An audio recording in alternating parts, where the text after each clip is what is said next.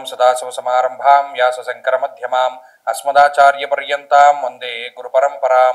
జ్యోతిష్ శాస్త్రాన్ని భావితరాల వారికి ప్రసాదించిన ఋషుల యొక్క పాదపద్మాలకి నమస్కారం చేసుకుంటూ, అలాగే నాకు ఈ జ్యోతిష విద్యను నేర్పిన గురువర్యులు జ్యోతిష బ్రహ్మ కీర్తిశేషులు శ్రీ ఏరంకి సూర్యనారాయణమూర్తి గారు, సూర్యేశ్రీ దైవజ్ఞ గారి యొక్క పాదపద్మాలకి నమస్కారం చేసుకుంటూ, ఓం శ్రీ మహాగణాధిపతి నమః, శ్రీ గురుభ్యో నమః, హరి ఓం.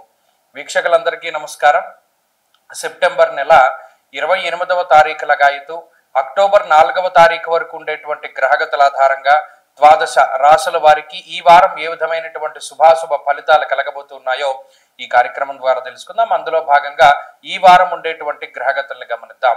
ఈ వారంలో ప్రధానంగా మిథున రాశి యందు గురుని యొక్క సంచారము, సింహరాశి యందు శుక్రకేతువుల యొక్క సంచారము, కన్యారాశి యందు రవి బుధుల యొక్క సంచారము. అక్టోబర్ 2వ తారీఖున బుధుడు తులలోకి ప్రవేశం చేస్తారు. అలాగే తులారాశి యందే కుజుని యొక్క సంచారం కొనసాగుతూ ఉన్నది.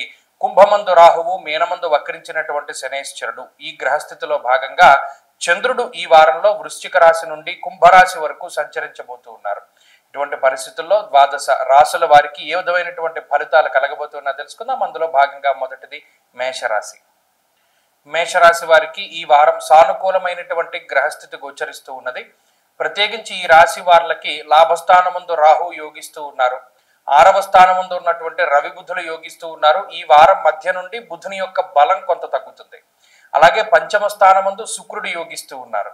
అలాగే చంద్రుని యొక్క బలం కూడా ఈ రాశి వారికి ఉన్నది. ప్రత్యేకించి 4 నుండి 5 గ్రహాల తాలూకు శుభ ఫలితాలు రావడం వల్ల 60% గోచారంలో బలాన్ని కలిగి ఉన్నటువంటి రాశిగా మేషరాశిని మనం చెప్పుకోవచ్చును.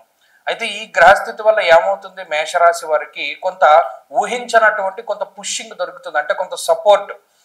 ఉదాహరణకి ఇప్పటి వరకు వృత్తి ఉద్యోగాల పరంగా, వ్యాపార పరంగా ఒంటరిగా కష్టపడుతూ ఉన్నటువంటి మేషరాశి వారికి కొంత సపోర్ట్ దొరుకుతుంది. పనిలో సహాయం చేసేటువంటి వారు, లేదా ఏదైనా ఒక అబ్స్టకిల్ వచ్చినప్పుడు, అంటే ఏదైనా ఒక అడ్డంకి వచ్చినప్పుడు దాన్ని ఎలా మనం దాటాలి, లేదా దీన్ని ఎలా నిరోధించాలి అనేటువంటి విషయం పైన కొంత అనుభవపూర్వకమైనటువంటి జ్ఞానాన్ని కలిగి ఉన్నటువంటి వ్యక్తులు ఎవరైనా మీకు సహాయం చేస్తూ ఉండడం ఇత్యాది విషయాలన్నీ కూడా ఈ రాశి వారికి ఉన్నాయి. అంటే కొంత సపోర్ట్ దొరుకుతుంది. అలాగే కుటుంబ సంబంధమైనటువంటి వ్యవహారాలు బాగున్నాయి. ప్రత్యేకించి కుటుంబ సభ్యులకు ఉండేటువంటి అనారోగ్య సమస్యలు అవి తగ్గుముఖం పట్టడము, అలాగే ప్రత్యేకించి మీకు ఉండేటువంటి అనారోగ్య సమస్యలు తగ్గుముఖం పడుతూ ఉండడము, ఆర్థిక పరిస్థితులు క్రమేపీ కొంత అనుకూలిస్తూ ఉండడం లాంటి అంశాలన్నీ కూడా ఈ వారంలో చూడవచ్చును. అలాగే కొంత శత్రువుల పైన ఫోకస్ పెడతారు. పలానా వాడు మనకు వ్యతిరేకంగా ఉన్నారు, వారిని మనం ఎలా నిరోధించాలి అనేటువంటి వాటిపైన కూడా మీ ఆలోచన అది ఉంటుంది. ఏదేమైనప్పటికీ ఈ వారంలో ఉండేటువంటి గ్రహస్థితి వల్ల ప్రమాదకరమైనటువంటి విషయాలు ఏమీ లేవు. ఏదైనా ఇబ్బంది కానీ, లేదా ఏదైనా అనుకోనటువంటి నష్టం కానీ అటువంటివి ఏవి కూడా సంభవించవు. ఒక్కటే కొంత ఆచితూచి మాట్లాడుతూ ఉండడం అనేటువంటిది మాత్రం గుర్తుపెట్టుకోండి. ఎందుకంటే ఏదైనా మనం పరాకుగా మాట్లాడినప్పుడు, ఏదైనా ఒక పదమో లేకపోతే ఒకటో బయటికి దొర్లినప్పుడు దాన్ని పట్టుకుని మనుషులు మాట్లాడేటువంటి విషయాలు కొంత బాధిస్తూ ఉంటాయి. అరే నేను ఏదో అనుకోకుండా అన్నా నా మాట అని మీరు ఎంత చెప్పినా కూడా మీరు కావాలని అన్నారు అనేటువంటి దాని మీద ఇతరులు కొంత దెబ్బలాడుతూ ఉంటారు.